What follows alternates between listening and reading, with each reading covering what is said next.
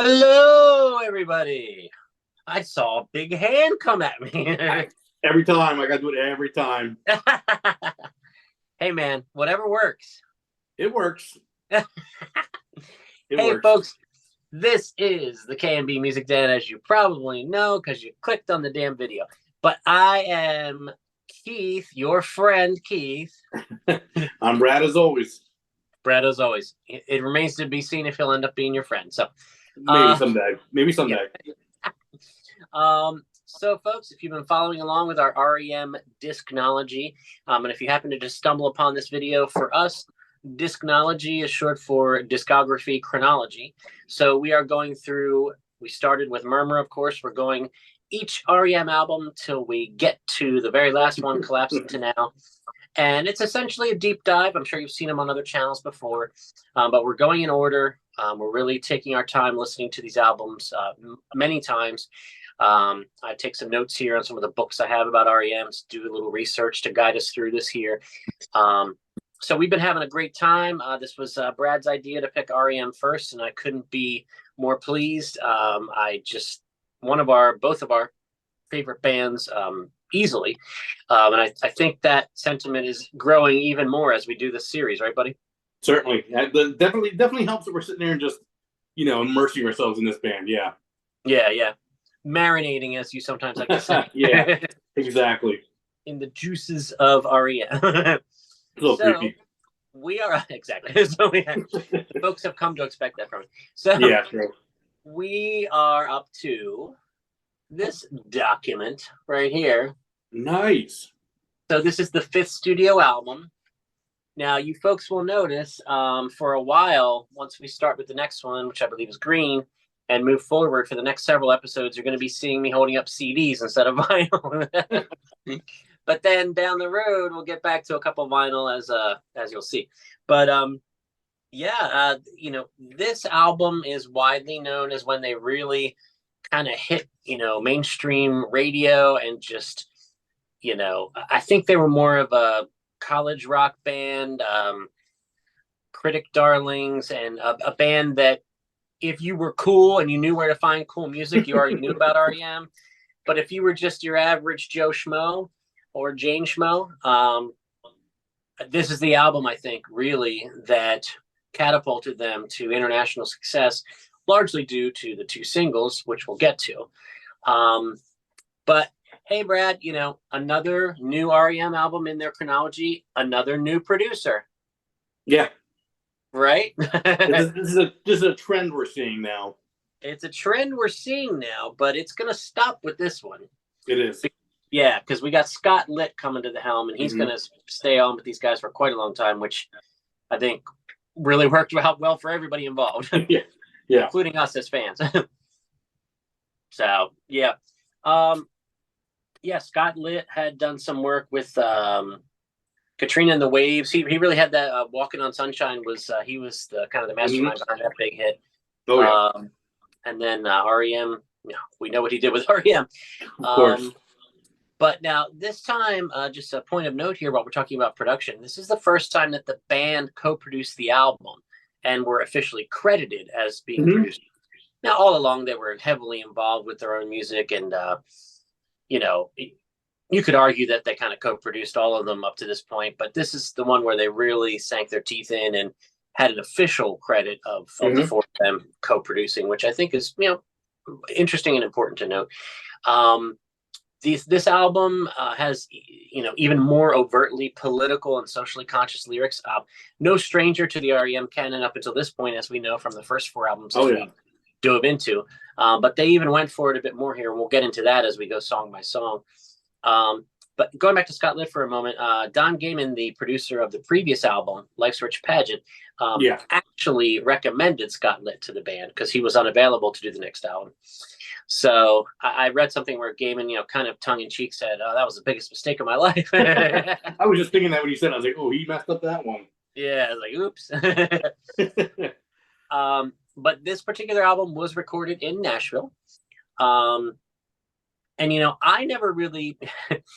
I feel kind of silly on some of these album covers and artwork, the things that I just glanced at so quickly over the years that I never really noticed. but I'm sure you probably know that is Michael Stipe on the cover there. Yeah. Yeah, doing his photography, which we all know he loves to this day. Yep. So I think that's a cool image. The back cover is like some artistic impressionist stuff. Does it happen to say file under somewhere on there? I know I've been trying to find it on my copy here, but I know from my research. Oh yeah, it's right here. It says file under fire. Fire. Yeah. Yeah. Now that I'm glad you brought that up because there are going to be a lot of references to fire lyrically throughout this album. Yep. A lot, which we'll get to. So that's kind of interesting. And again, with Scott Litt, he said, and I am quoting, I like having big, bold sounds and a singer that grabs you. I wouldn't accept anything less.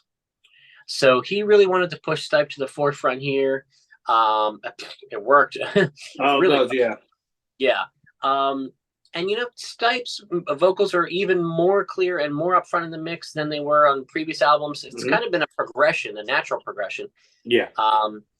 But yeah, I mean, when you've got a singer that's that great and lyrics that are that great, you don't want to bury them. No. As much as maybe the band fought Stipe being so upfront. I mean, I think we're talking about him here today a lot due to that decision, if you think about it. Oh, absolutely. So yeah, this was the first big one really. Now Murmur is such a landmark debut and so revered. But if you want to just simply talk about raw numbers, sales, cultural impact, just international impact, I mean, this was their first top 20 album, in the US, their first million seller. And when this album really hit, I mean, there they were on the cover of Rolling Stone, and the caption simply read, "America's best rock and roll band." That's a bold claim. So, and at the time, and for very long, maybe even still, it's true. So, and we always talk about how they like to be clever with us with naming their sides of their albums. Oh, yeah. Did you notice that? Oh yeah, we got a Page side. Yep. And Leaf side. Page and Leaf. Yeah. There we go. Well, we're heading into fall here, so we're well into fall here. So, but when I saw Document, when I see the title Document, I always just thought of like almost like a legal document, or like I think of like a piece of paper that's printed out officially or something. But I did find that according to the band, really, that they kind of meant it as Document being a shortened version of documentary. Which is the reference to film style, of course. So that came from Stipe, that he wanted to make sure that, when people asked him about that, that's kind of what he was thinking, as the primary lyricist, of course. And did you know, Brad, that there was a list on the studio wall and they were trying to think of names for this album? Yeah. There were some interesting ones. Yeah, I jotted a few down here for the folks at home that are following along and taking notes, I'm sure. But some of the options they were toying around with were Herd Politics, Number 5, which does appear on the album artwork because it's the fifth album. I'm glad they didn't go with Number 5. That's kind of a bit lazy. Although STP did Number 4 and that worked out. True. And they also were going to call it Salt. Mr. Evil Breakfast was another one. And Point of Order, which I kind of like that one. You missed my favorite. Oh no, what was it? Last Train to Disneyland. Oh yeah, I did read about that one. Yeah. I think Peter Buck had something to do with that one. Oh, excuse me. But yeah, this album, coming to it on fresh ears and really diving into every song was a cool experience. How did it go for you, generally speaking, before we go into all the songs individually? I mean, it's just fun in general, just because I think usually when you listen to a band, you pop around, you listen to different albums, you come back to it once in a while, you listen to it one time. When we're doing this, I don't know about you, but I'm pretty much listening to it once a day. Yeah. While we're going in. So, I mean, that's like 7, 8, 9, 10 loops for this album going through and doing research. And you kind of get to know the album on a more personal basis, which is unique. Absolutely. Which I'm loving, especially with a band like this. Yeah. Yeah, I mean, I'll spoiler alert. I mean, I don't think they ever made a bad album. So not so around the sun, we haven't got there yet. some people would argue. Okay. Yeah, I mean, there's varying levels of greatness, I guess, and there's things that I gravitate to more than others, obviously, as each individual does. But I can't look at any of their albums and say, "Oh, that's a turd." I just I agree. I don't think they're capable of that. No. So, all right, man, you want to dive in song by song here, like we do? Let's do it. Speaking of song, it's Finest Work Song. It starts off side page. So this is an anthemic call to arms opening track, which kicks things off with a sense of urgency.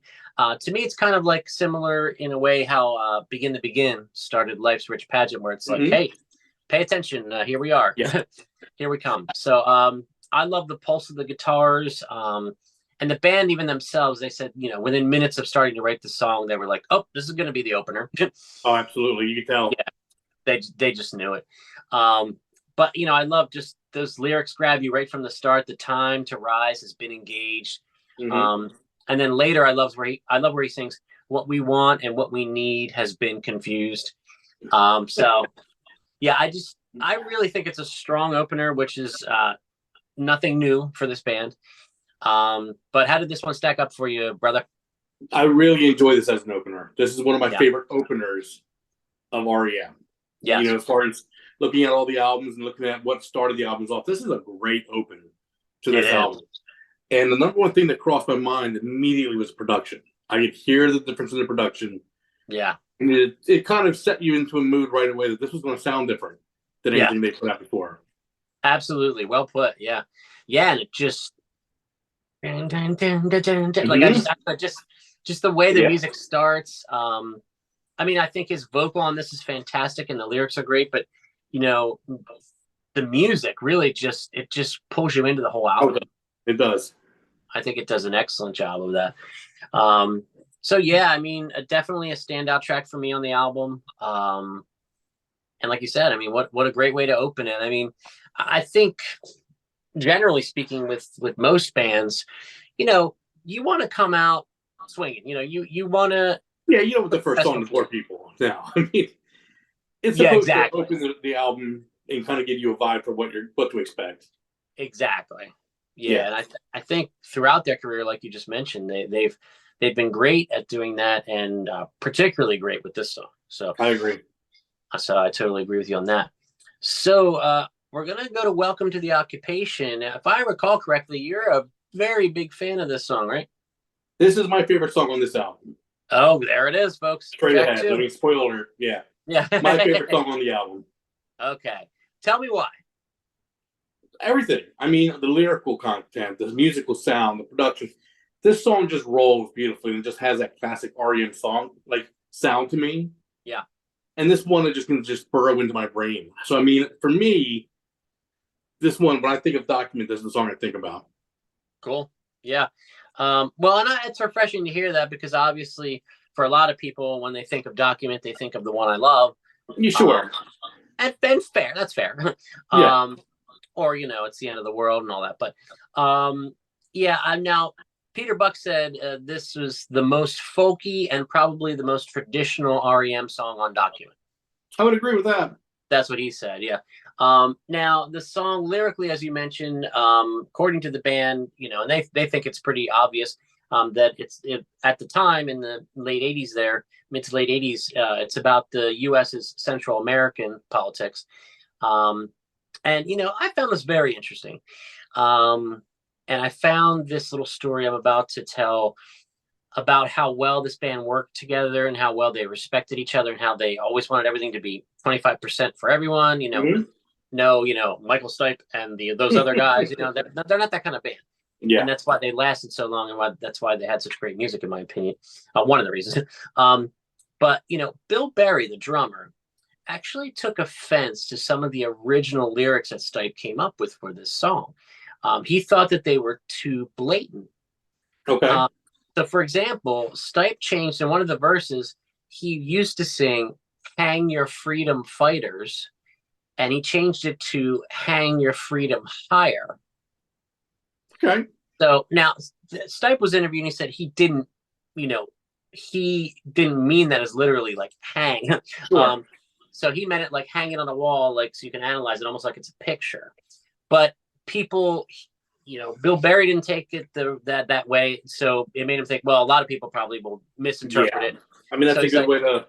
Yeah, I don't want to, want to offend people, so he tweaked it, but it actually made it. That's a cool. And when Bill Berry was interviewed about this, he said, "Well, here's the brilliance of Michael Stipe is that when he tweaked that, it actually, I mean, that's an even better line, and it fits the song, So, and I love, and I know you're so familiar with the song, but I love the way he repeatedly belts out at the end of the song, "Listen to me, listen to me." I don't think Stipe gets enough credit sometimes for his vocal ability. He's more of a. I mean, I think he's known more of a lyricist and more of like he has a unique voice and he has character to his voice, but people don't often say, he's just got great power or great range or like technicalities of his voice. But and in some ways, if you want to be super specific, I mean, if you stack him up against other people that can, sing 8-octave ranges and stuff, I mean, yeah, okay, he's not that, but that's not what this band is. No, exactly. It would sound out of place. But and I think particularly on this album, and maybe it's because of Scott Litt. I think it probably a lot of it is. To me, he shifted it to a whole nother gear with his vocals on this album. Oh, he did, yes. Yeah. Yeah, I think he challenged him a little bit. I mean, like you said, they got pushed to the forefront more. And I think like you said, it gets, when you have it out front like that and the way they're producing it, like you said, it used to have that mumble lyricism people complain about. It's not there anymore. It's more, so I mean, yeah, I think Litt had a lot to do with that. Yeah, I totally think so. So, all right, buddy, we're zooming on here to track 3, Exhuming McCarthy. Oh my goodness, this band is, man, they bring up things from history, and it's so funny because when I was doing the research on this album, just as a general comment, and then we'll get to this song, I noticed that like I enjoy listening to their albums, and I think their lyrics are great and they're unique, and like I sometimes say they're cerebral. But it's such a great balance that they have, and also like if you don't know the story and you don't know who Joe McCarthy is and you don't you can still enjoy the song. It's just that when you have some of the background, it's like, oh, okay, that makes even more sense to me, but it's not like you would listen to the song and be like, well, I don't really know about that politics or that story, so I don't get it, skip. Yeah. That's not how they operate, because the songs are so great and well done, Yeah. But I agree. Yeah, so in the 1950s, to let the folks know if you care, Senator Joe McCarthy organized witch hunt-like searches for communist sympathizers in Hollywood. This was kind of a big deal at the time. So under Reagan in the 80s, the band at least, and some other people felt that McCarthyism was kind of back on the rise. So they were kind of like, this was kind of like a red flag type thing that they were bringing up here. And it's so funny because it's a bouncy, upbeat song musically, despite the subject matter and the warning of it all. And did you notice in the very beginning of the song, that's Michael Stipe typing on a typewriter in the studio? I was wondering if that was him doing it. I didn't research it, but I figured it was manually done in the studio. Very, very Bob Dylan of him to have a typewriter in the studio to do lyrics. But and this song has always been kind of interesting to me, and I've kind of been on the fence about it up until listening to this over and over, and I do like it. But it's just kind of interesting. What other band would have basically as like a chorus line, "You're sharpening stones, walking on coals to improve your business acumen." Business acumen, like who would put that in a chorus? And such a bizarre line. Yeah, but it works. It does. Yeah, it'll stick in your head real well, because it's like that line shouldn't be there. It always feels like. Yeah. These guys make it work. They do. But so how does this one stack up for you, buddy? This is not one of my favorites on the album. Yeah, I think it's fun. I'll just be up front. This is, I mean, it's not a bad track, but on this album, I mean, this would be towards my bottom for sure. Yeah. But again, you're right. I mean, with these historic songs or political songs, I think one thing that kind of sets REM different than a lot of rock bands is that Michael Stipe sometimes his lyrics are more like how a country musician writes, where there's a story. This is not like just some anthem. He tells stories, which was a big thing in country music. His are a little bit more shielded and a little bit more, overt. Yeah. But I think, like you said, he tells the story of what the song is. So I Yeah. mean, I find that fascinating too. His lyricism gets underrated in my opinion as well. Oh yeah. I mean, it's essentially like a song like this, pardon the pun, but it's like a document of history. Mm-hmm. And I don't always, I mean, sometimes they do and it's fine. But I don't know, especially with a song like this is a great example. I don't always get the sense that they're trying to sway people to a certain side of thinking or No. anything. It's just, like you said, telling the story. Yeah, a lot of bands can come off offensive one way or the other. You could be too right wing, too left wing, too. You don't want to shove down your throat all the time. It's music, but Yeah. I can't ever remember being like, "Damn, this REM album's too political." I just the way he writes it. It's if you want to listen to it under a political sense, you can, or you can just put it on and listen to it. I mean, it's not like you said; it's not jabbing you in the face over and over. Yeah. Yeah. I mean, randomly, I just thought of this jumping way ahead to the album Accelerate. I guess, when there was like I think this was about like the hurricane relief and all that, when Stipe sings, if the storm doesn't kill me, the government will. I got to get that out of my head, Yes. Yeah. So sometimes they're going right for it, but Yeah. But yeah, I agree that this isn't like a top tier song on the album, but I do think it's fun, and I do think that in the sequencing, it's in the right spot. So yeah, but let's move on because I have some interesting news here that there's a disturbance at the Heron House, Brad. Yeah, what's going on there? Yeah, well, let's find out. I don't know how much I dove into this. Let's find out. Now, it is the second song in a row that, if you think about it, doesn't really have a true blue chorus on this album. Now, I do remember researching this now as I see it. Stipe was quoted about this song as saying, he feels it's the most obvious song I'd ever written, but not one has worked out what the hell it's about. And he said that during an interview, and of course the interviewer is waiting for him to go ahead and explain it. And of course he's Michael Stipe, so he doesn't. Yeah. But the lyrics do seem to detail a meeting at a monument that turns into a stampede. The quotes from some of the lyrics, the followers of chaos, out of control, and all that stuff. So I think musically it's an interesting song. Again, something that I'm impressed about with this album is it seems like they took some chances as far as we don't have to always follow the traditional song structure of verse, chorus, solo, bridge, outro. Some of these songs, a few of these, and like, the last one and this one here that we're seeing, don't really have that traditional chorus, like I said. And I think that's kind of interesting. And I think, at first it was maybe subconsciously to me a detriment to this album as I put it in there, kind of ranked them in my head. But now I actually think it's kind of one of the album's strengths. What say you? Well, I'm almost opposite with you on this one because this, again, was the reason, like you said, where you kind of held it down a little bit initially.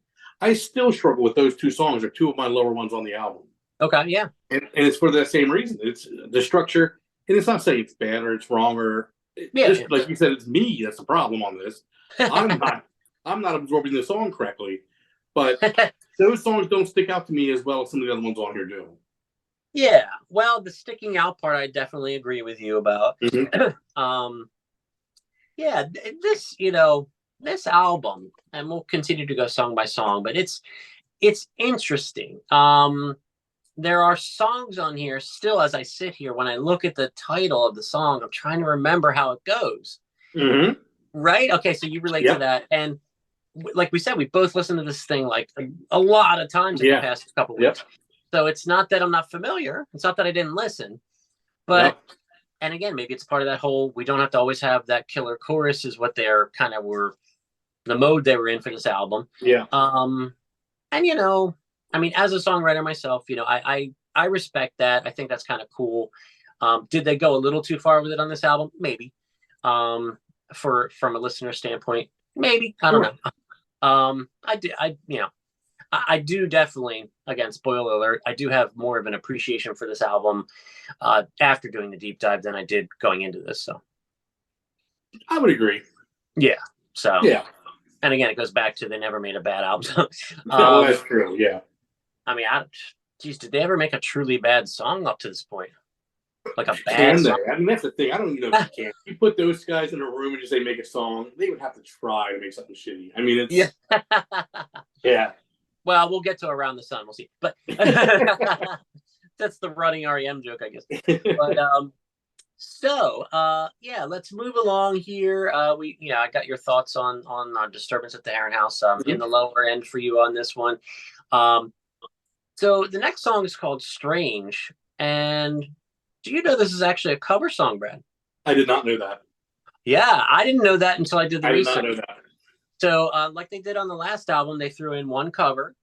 And of course, it's R.E.M., so they're not going to cover like The Joker by Steve Miller Band or something like that. Who's this by? This is by the British post-punk band called Wire. No clue. Okay. Yeah, I've heard of Wire. I dabbled a little bit a while back. So of course, this makes me want to dabble even more. Sure. But yeah, apparently the original version that Wire did was slower than this one. But this is a very upbeat song. It's a big burst of energy after those two songs that we just mentioned that weren't a traditional type structure of song. So I think it perfectly fits the vibe of the album. I think the sequence for this Falls is great. And you can't talk about the song without mentioning the way Stipe approaches the vocals. I mean, it's borderline silly, but it's great. I mean, it works for the song, the lyrics, there's something strange going on tonight. There's something going on that's not quite right. And he puts and it's just, man, it's just a lot of fun. And this one is. It just kind of jolts you back into the album. Like, hey, if you were meandering off because you didn't hear a couple choruses on the last couple songs, well, here we go. Look, you're speaking directly to me because that's how it felt. It felt like bringing back to the album. Yeah. Yeah. So yeah, I never knew that was a cover. That's fascinating. Yeah. I mean, how do you feel about a band that is so tremendous at creating their own original material, throwing a cover in like this? I enjoy it when it's like this. When it's a song I wouldn't know to cover. Like you said, don't go cover some great song that's already been a great song. Yeah. This might be a great song, but I don't know the song. So that to me is fascinating. Plus, I like the idea that it might get that band noticed. Now I might want to go check out Wire. And some bands don't need your help. This is a cool concept to put a band on there where I go, well, who is this? Yeah. So, no, very cool. Very cool choice of a cover and very well done. Yeah, and that's the thing. If both of us had no clue or even an inkling that this was a cover, proves that they picked a perfect song. Exactly. It sounds like they wrote it for the album. Mm-hmm. Yep. And that's great. And I know you very well, my friend. I know that you're going to listen to some Wire this week. Oh, I will. I'll check it out. Yeah. Honestly, I'm going to too. But what's the next song, Brad? Well, it's The End of the World as We Know It. I feel fine. Do you feel fine? I feel pretty good. I mean, I'm feeling pretty good. I mean, they've been saying that for decades, and I'm still here. So. Yeah, that's all right. Live every day like it's your last. But so this, I mean, there's not a whole lot to say about it. I mean, this is a behemoth song. It's kind of like those shopping list, rapid fire vocals, as they call it, sometimes a shopping list, stream of consciousness kind of lyrics. Very much, and the band wears this on their sleeve too. This is very much an homage to Subterranean Homesick Blues by Bob Dylan. Yeah. Which, I mean, so many bands have tried to make their own version of this. Oh, absolutely. But Stipe was quoted as saying, and it's kind of funny it became such a big hit. He said, I wanted it to be the most bombastic vocal that I could possibly muster. Something that would completely overwhelm you, drip off your shoulders, stick in your hair like bubblegum. And it did. And it did. Yeah.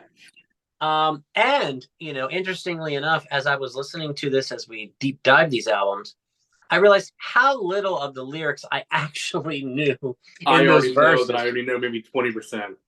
Dude. And, to see them, because on my phone, you can hit lyrics. Mm-hmm. And it goes so fast. And it's funny because the phone is trying to keep up. It's like, but it's just, man, you could teach a whole college semester course on this song. I mean, well, yeah. And the only other song I can think of that you could really teach a course on, We Didn't Start the Fire by Billy Joel. And there's two songs always go hand in hand in my head. Yeah. Yeah. Just for that reason. List. Yeah. But yeah, I mean, it's upbeat. It's fun to sing along. Even if you only know the chorus, it's fun to sing along too. It's a must in their live shows. Certainly. So now you've heard it a million times. So do you still appreciate how great of a song it is, or are you kind of burnt out on it? No, I appreciate it every time. Yeah. Okay. Good.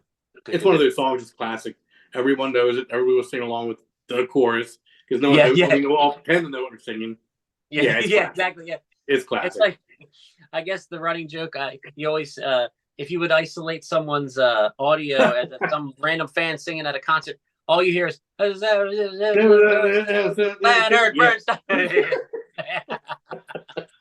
knows that. True. But, so that's a great way to end side page. So we flip over the vinyl to side leaf.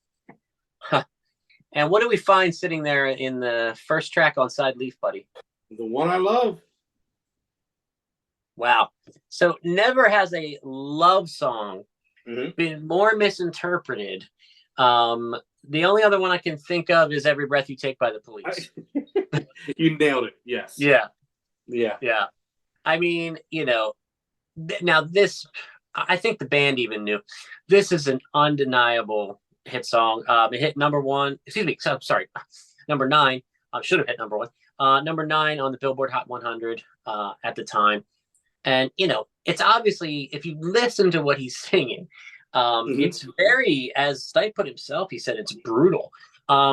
He said that he felt kind of uncomfortable about it and almost didn't want to put it on the album. That would have been a huge mistake. Yeah, exactly. But, I mean, listen to what he's singing. A simple prop to occupy my time. I mean, come on. I mean, it's pretty obvious if you're actually listening. But again, this is like Every Breath You Take. I'll be watching you. It's clearly, if you listen to the lyrics and the verse, it's clearly a stalker. Yeah. But people, thousands, tens of thousands of people during the 80s and beyond had it as their wedding song. They're dancing to it, happily. Yeah. So it's just funny. Well, and I always think a great example, I don't want to offend anyone, but a great example I always think about, beyond even like love songs and things like this, like Imagine by John Lennon. Like when you listen to the lyrics, imagine there's no heaven, above us only sky. And he even goes so far as later in the song to say no religion too. Like he flat out says no religion too. And that is like the Christian anthem. You know what I mean? Like, I just sometimes people just don't dive deep enough when they're listening to this. Because Lennon was very smart. He had that beautiful melody in the piano part, and he dressed it up all nice and pretty. So, and it's like Take Me to Church years ago by Hozier. Oh yeah. People just heard the Take Me to Church part, and they're like, "Oh, that's my song," and it's like, listen to the song. Yeah. So it's fine. I mean, whatever works for people if it makes them happy. But sometimes I just have to stand back and laugh. But I mean, geez. I mean, just from those opening drum hits, that Neil Young-ish guitar riff. Gosh, I mean, what else can you say about this song? I mean, it's a classic, and it totally 100% deserves to be. Well, it made me wonder. Can you just off the top of your head, I didn't think of it deep enough to answer this myself. Yeah. Can you think of an album that closes so nicely on side A that opens so well on side B? Oh, wow. That we could do a whole video on that. Yeah. I mean, I can't remember going like, wow, what a great close, and then what a great open. Like, boom, boom. Gosh, I'd really have to think about that. Yeah. I'm sure there's some, Beatles and Stones albums that we can You're probably find. right. Maybe a Zeppelin album. I'm sure a Springsteen album. I'm sure a Petty album. Yeah. So I just offhand, I just don't know, where you flip, like what the two songs are in a row. Yeah, true. But dude, remember that. That's a whole other video. It is. That's a great idea. But yeah, that's a great point. I mean, man, it's the end of the world, and then you flip over and you hear bow, bow, da, da, da, and we talked about in the beginning of this video, file under fire. There's references coming up, particularly on this side of the album, with fire in the lyrics, and the chorus is him simply just screaming fire, fire, yeah, fire, fire. And now when they initially wrote the song, it was just like an ah or something. He didn't have a word there. So when they were first working out the song, it was just, this one goes out to the one I love, and then it's just like ah. But the fire, that works perfectly. Yeah, it works. I mean, perfectly. And then the next song comes up and fireplace. Fireplace. What a crazy world. Yeah. Crazy times. Good transition. I was about to go to that one. Now, do you know our dear friend Peter Buck, who always has just great sound bites for me to bring to you guys here on these? He does. He described this song as, and I quote, a Chinese heavy metal jazz kind of song. Oh God, man, I don't know. I mean, hey, yeah, whatever works for you. But did you know, my friend, that Steve Berlin of the band Los Lobos plays the saxophone solo in this song? I did not know that. I didn't either. I just sound smart when I read off what I, put. But again, another fire reference on the album. And you just picked out, my favorite lyrics there: crazy, crazy world, crazy, crazy times.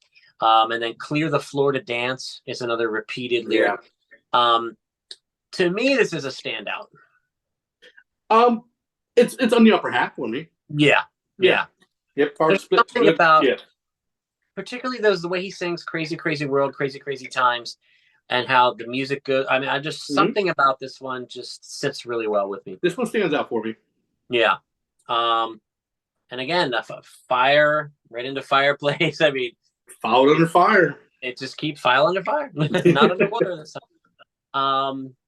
But yeah, I mean, I like fireplace. I think again, sequence wise, and another reason I love doing these kind of the series, like we're doing, like the discnology that we came up with, is some people say that nowadays, well, it's a singles world, it's not an albums world, and I think that's horseshit, because that is horseshit completely. I think it's a singles world to the people that just listen to the radio. Yeah, so in other words, don't care. Sure. Yeah. In other words, not much has changed. Yeah. People that care about albums still care about albums. People that just turn on the radio and listen to whatever 10 songs they repeat every hour that they force down your throat and think it's good music. Those people never cared about albums to begin with. No. So this whole thing about like, you're wasting your time doing a 10, 12 song album. Nobody cares. And you just got to put singles out. And I don't buy it. No, that's a terrible concept. Yeah. And that'll never be the case. Musicians don't live that way. Like you just don't pop off one song and go, okay, that was great. Usually you're going in with certain albums have certain concepts behind them, or you just went through certain things over the last 1 or 2 years. A lot of bands, this is their therapy. They don't pay for therapists. They just make an album, Yeah, and then we all do with one song, that's terrible. Well, yeah, I mean, look at the one we reviewed recently that blew us away, Javelin by Sufjan Stevens. Oh, amazing. I mean, and that, he needed to get all that out, and that is an album, Yeah, he could have made 2 albums probably out of that. He probably did. Yeah. So, but okay, yeah, let's get back to this album. But yeah, I want to mention that because, I'm looking at this, I'm holding it. I'm thinking about how the songs are sequenced. And like you said, a great point about, you end this side with "It's the End of the World," and then you start the next side with "The One I Love." And wow, what an amazing 1-2 punch. Yep. These things matter. These things Oh, matter. it matters. Yeah, at least they Each do to album us. has its own personality. Yeah, It's bigger yeah, than the sum of its parts. It's a thing. You know what I mean? Like the yeah. album cover, the artwork, the liner notes. It's all one big piece of art. You're absolutely right, man. Yeah. You're Yep. absolutely right. So we're gonna go on to Lightning Hopkins. So this song is actually not about the legendary Texas blues man, I Lightning found Hopkins. that out. That pissed me off. Yeah, I knew it I love me would. some Lightning Hopkins. I was like, oh, what's this about? No, Yeah, yeah. not Well, what I thought. did you find out that they got the title just because Peter Buck had a Lightning Hopkins album laying around in the studio? I didn't know why, but I didn't figure out what it was. But when I listened to the song, I realized this wasn't necessarily a no tribute song of any kind. Yeah, unfortunately for you, my blues man. But yeah, Buck had a Lightning Hopkins album in the studio, just kind of laying around, and they were jamming on this music idea. And Stipe just improvised some lyrics, just kind of saw and just played off of it as he brilliantly can do at the moment. Yeah. But this song is very upbeat and frantic. I think it's a really fun song. I think it fits well. Again, sequencing. I keep coming back to it, but I think it's placed very well in the album. And again, we go back to the not necessarily traditional chorus. I mean, basically the chorus of the song, if you want to say there is one, is just them going whoa, whoa, whoa. Mm-hmm. But it fits the song perfectly, So yeah, I enjoyed this song. And again, this is one of the ones that kind of I didn't know as well until I did the deep dive, and then I was just like, oh, that's cool. This one fits in with me right around where Exhuming McCarthy and the Ron House one is same thing. Okay. A little bit I have a hard time building a relationship with the song. It's just like you said, there's no chorus, there's nothing that's grabbing me. Not that it's a bad thing. It's just it tends to pull it down towards the bottom half of the album for me. Well, that's interesting. So I want to explore this for a moment because I know you love music so much and you love so many different kinds of music. Mm-hmm. Do you find that's a general thing for you, even with other bands and artists, that if there's not that song structure, you just don't latch onto it as much? Or no, this is an R.E.M. thing for me. Okay, good. Yeah, I think R.E.M. to me, my R.E.M., which a lot of people might have their own version of R.E.M., is such a good chorus, verse. The way they write, so when it is not structured so much as far as it's just kind of verse, I lose a little bit of that R.E.M. to me, which I don't know. Maybe that's just me. Other people might love these songs. For me, they tend to be my least favorite. Well, it's interesting because for me, it's the same for me in the sense that it's hard for me to latch onto them. And like I said, even some of these titles, like I kind of have to remind myself, like, oh, which one? How does it go? Because it doesn't have that memorable hook, the memorable chorus, by design, of course. Sure. But I find, and maybe you will over time, some of those songs can end up actually being the most rewarding because they buck pardon my Peter Buck pun there, but they buck the trend. I'll skip ahead. I'm sure you're familiar with the R.E.M. song Country Feedback. Yes. Now that is just stream of consciousness, no chorus. It's just he's just spitting out all this stuff, and a lot of that was improvised the first go around in the studio with that amazing music. And that is, spoiler alert, one of my favorite R.E.M. songs of all time. Oh, it's amazing. Yeah. To me, this isn't that. So what's the difference? Good question. I don't know.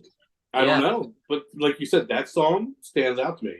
These and fall by the wayside. Now, don't get me wrong. I if you compare a song like "Disturbance at the Heron House" and "Country Feedback," I mean, it's not even close. "Country Feedback" is just a classic. That's what I'm saying. As I ask you, I mean, I don't know myself either. But that might be an interesting point to revisit when we get to that song in that album. So as we keep going, we might undig that whole thing anyway. Yeah, we'll put a pin in that for now. Yeah. But okay, I'm gonna make a prediction here. The next song, which is the next to last song, mm-hmm. "King of Birds," I have a feeling this is among your favorite songs on the album. Number two. Number two. Number Yeah. two. Right behind Yeah, Finest you Works know on it. me. Oh, no, not You Finest know Works. Welcome to the Occupation. I'm sorry. Yep. That's your number one. Yeah, well, dude, because I'm huge on this song. Okay, good. Yeah. It's, oh my gosh. This is fantastic. It's so beautiful. Well, let's check in with our friend Peter Buck again. What did he say? He called this a fairy tale march song. Okay. And of course, the drums, you know. Yeah. But there's a psychedelic sitar-like guitar riff. The marching drums, like I said. Peter Buck grabbed and learned a dulcimer just for this song at that point in their career. You know, it's a folk pop meditation. It's definitely a standout for me on the album. And I love these lyrics. And you know what I'm going to say probably. Standing on the shoulders of giants leaves me cold. And then later he sings Everybody Hit the Ground. I mean, this song just unravels as it goes, and just wow, talk about a song. This song to me is one of the reasons we do this. Because to me, this is a song that before we did this was not on my R.E.M. radar. Yes. And now it's one of my favorites. So 100% agree. Okay. It's exactly what happened with me. And that's why I'm so excited to do this, like you said. And that's why I'm excited when we're at some point done with R.E.M. I'm so excited to find the next band we're going to do, because absolutely, it just, man, this music gets into your pores when you do something like this. You find songs you took for granted. I mean, exactly. And you know, for those of you following along at home, and I know there are some of you because you're putting them in the comments that you're listening with us and deep diving with us as we go in a chronological order with the mighty R.E.M. Please reach out to us. Put in the comments. Let us know what your thoughts are. If you have different opinions than us as far as like what are the standout songs or the things that we say about the album in general, please chime in. And some of you have been, and we appreciate it. It's so much fun. But just to take a trip with R.E.M. Album by album and really take our time with it, it's just been so incredibly rewarding. So again, Brad, thank you for the idea. So anything else you want to say about King of Birds? No, I mean, I think we covered that. That's an amazing track that we both got to kind of connect with. Well, I would go so far as to say, you know, people that are kind enough to listen to us go on and on in these longer videos. If there's one thing you pull out of this, you know, just listen to King of Birds. Oh yeah. Yeah, you know. Yeah, absolutely. And I might even add this last song as one to listen to that may have slipped by people's radar. The closing song, you know, I always love to talk about the closers. Oddfellows Local 151. I mean, even just the title's like, what the hell's going on here? Now, and this won't surprise you that the song was originally called Firehouse, which is the repeated lyric there. Again, not so much a traditional chorus, but more of a mantra. But, you know, the song is actually about the winos, as, you know, Buck and Stipe put it, the winos and homeless people that were living right near where Stipe lived, and they would all hang out behind the local firehouse. You know, unfortunately, I'm sure some of them actually, you know, slept there either inside or maybe outside. But, you know, there's a very dark, brooding, ominous vibe to the song, but it also kind of rocks. It does. And it's a great closer. I just love the way the verse creeps along musically. And then the firehouse. I mean, Stipe is singing his ass off on this song. Oh, he is, yeah. Yeah. So how did this one stack up for you? Any thoughts on it? This one is in the middle of the pack. Okay. In the middle. It's not one of my favorites. It's not one of my, you know, ones that I kind of shrug off a little bit. It's right in the middle for me. Okay. Yeah, it's kind of the top of the middle for me, I guess. Okay. The best way. Yeah. I didn't really think about, you know, ranking these songs too much. But you know, for an album that I wasn't as familiar as I probably should have been going into, these final two songs in particular really just grabbed me. And I was just like, wow, I needed to pay more attention to this album. Yeah. And it's funny. I'll embarrass myself here. When I was, I kind of got into REM when a lot of people did with, Losing My Religion and Everybody Hurts and all that, which Sure. are fantastic. And then I kind of, as I got older, kind of looked back to the earlier albums. Um, so there was a brief time, where I would sometimes confuse this album with being kind of like a collection or like a Oh, kind of a greatest hits up until this point of their career. But this is when I was extremely green about okay. REM. Pardon the pun. That's the next album. But but obviously, I mean, there's Eponymous, which is like a collection. There So I is. think I would, I don't know. I think because of the cover too, I'll often get Document and Eponymous confused, which is embarrassing to say, but I'm fully locked in now. I understand what's going on. And I finally know that that's Michael Stipe on the cover. Yes. Yeah. So after, So, so what are we at now? This is number 4, well, right? this was number 5. Oh, this is 5. Yeah, Boy, I'm losing track already. Look at this. We're flying. that's all right. Yeah. So So what do where do we you have? stack this? Okay, we'll get. So I just want to go Murmur. over the folks quick, and then go back and check out our videos if you missed them. By the way, if you're jumping on the series, go back. So start at the beginning. There's Murmur, Yep. Reckoning, Reckoning. Fables of the Reconstruction, That's the one I'm Fables. Life's Rich Pageant. Yes. A big one for you, and now Document. So it sounded like you were going to ask me a question, buddy. I'm sorry. Well, I was curious where you, now that we're remelting into these things, as we ranked all these albums previously, Yeah. where of the 5 that we have, where would you stack this on the list? Well, to answer that, I probably just have to think of how to rank them all up till now. So I'm still putting Reckoning first. Okay. Murmur has jumped up for me. Life's Rich Pageant has jumped up for me. That's the thing, they all have. I would probably put this. I'd probably put it 4th of these 5. Yeah. That's where I have it. Well, what do you have below it? Fables. Yeah, probably me too. Which Okay. I actually have such a new appreciation for Fables now, but I'll have to think about that a little more. I might actually put Fables above this. Really? Yeah. Okay. I'll have to think about that, but Okay. for now we'll go with what we just said. But King of Birds by itself keeps it afloat above. yeah, yeah.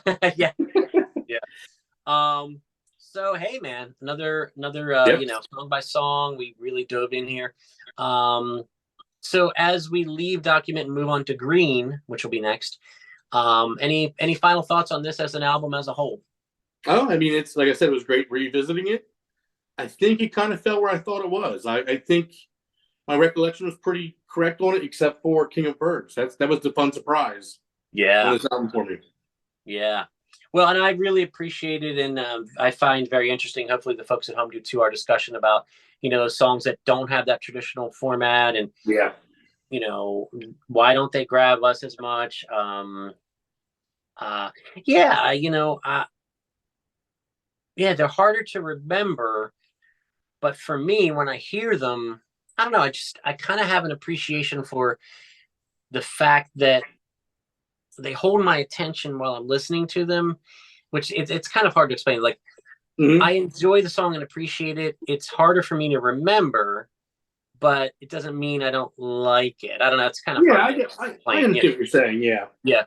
But I mean, you have a valid standpoint on that as well. And I don't think we're like diametrically opposed on how we feel about it. And like we said, it's, are they capable of making a truly bad song? I've never heard it. But, well, we'll get to Around the Sun, but no, I'm just kidding. So folks, you know what we're going to say. Please weigh in on the comments. What do you think about Document? How would you, if you want to rank these first 5 so far, if you've been doing the series, following along with us, go ahead and do a little quick ranking like we did off the cuff there, here at the end of the video. I'll be happy to see what you think. Be interested to see what you think as well. So for, as always, Brad, I am your friend Keith, and this is the KMB Music Den. Please like this video, share it on social media, subscribe to the channel, smash the bell for notifications. You'll be notified every time we drop new content. And up next will be Green, and I'll be holding up a CD next time because I'm not made of money. But yeah, Green's an interesting one. I'm pretty familiar with that, but I'm gonna be interested to do a even further dive on that and refamiliarize. Yes, I agree. So, all right, buddy, great job as always. Appreciate your time on this and your preparation.